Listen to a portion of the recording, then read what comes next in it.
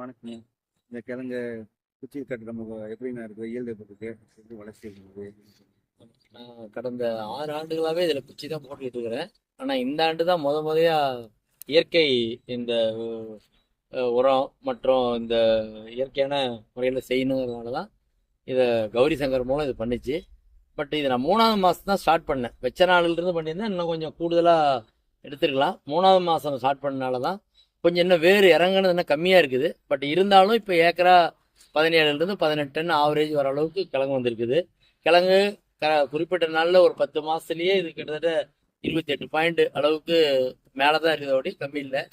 ஈல்டும் குறையில, செடியும் நல்லா வளர்ச்சியும் கம்மியாக இருக்குது, நோயும் கம்மி தான். அதனால் இயற்கை முறையில் செய்கிறதுனால எந்த விதமான பாதிப்பும் வயலுக்கும் இல்லை, மனிதர்களுக்கும் இல்லை, பின்னாடி வைக்கக்கூடிய பயிர்களுக்கும் இல்லை. அதனால் கண்டிப்பாக இந்த உரத்தை கொடுக்குற இந்த இயற்கை விவசாயம் நல்லா இருக்குது. கொண்டாந்து இவங்களே இங்கேயே கொடுத்துட்றாங்க, காட்டையும் ஃபீல்டையும் பார்க்குறாங்க. அந்தந்த டைமில் ஏதாவது குறை இருந்தாலும் சொல்கிறாங்க, நாங்கள் ரெக்டிஃபை பண்ணிடுறோம். எங்கள் வேலை தண்ணி கட்டுறது, சொல்கிற டைமில் சொல்கிற இதை நாங்கள் ஃபாலோ பண்ணுறது, இதுதான் எங்களுடைய இதாக பண்ணோம். பட் இன்றைக்கி கிட்டத்தட்ட ஒரு இந்த இடத்துலேயே ஒரு 7 ஏக்கரா நல்ல ஈல்டு.